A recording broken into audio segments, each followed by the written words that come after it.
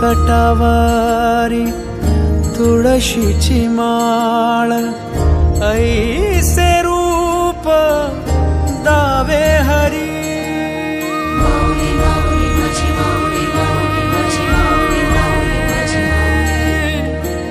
ठेविले चरण दोन्ही विटेवरी, ऐसे रूप दावी माझा हरी.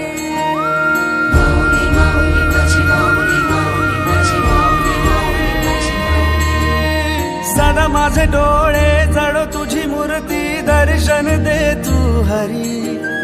मिटून हे डोळे